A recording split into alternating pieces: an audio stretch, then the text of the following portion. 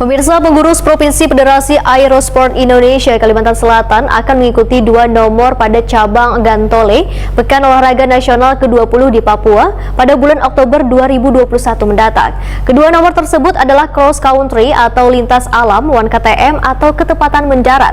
Puluhan atlet Gantole Kalimantan Selatan selain melakukan latihan di Gunung Pamaton Kabupaten Banjar, juga melakukan latihan di wilayah Jawa Barat. Pengurus Provinsi Federasi Aerosport Indonesia Kalimantan Selatan akan mengikuti 2 nomor pada cabang Gantole pada Pekan Olahraga Nasional ke-20 di Papua pada bulan Oktober 2021 mendatang. Kedua nomor tersebut adalah cross country atau lintas alam, 1KTM atau ketepatan mendarat.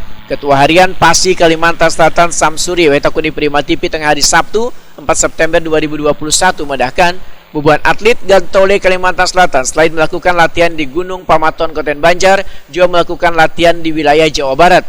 PASI Kalimantan Selatan, ujar Samsuri, telah menyiapkan untuk 2 nomor, yaitu cross country atau lintas alam, 1KTM atau ketepatan mendarat, termasuk pula layangan. Menurut Samsuri, ada sedikit kendala yang dialami buan atlet, yaitu belum melakukan TC. Samsuri berharap atlet Gantole Kalimantan Selatan akan ditemani seorang pelatih dan seorang kru mekanik ini bisa meraih hasil yang terbaik. Terus tidak pesimis, walaupun dengan keterbatasan apapun nanti persiapan kita selama ini, ya kan, ya banyaklah istilahnya itu, tapi kita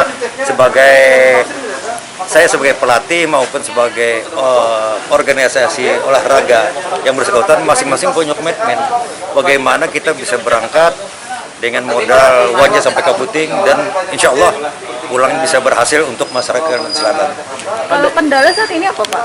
Kendala juga selama ini belum ada pelaksanaan TC, training center, yang selama ini pernah kita lakukan sebelumnya, kan.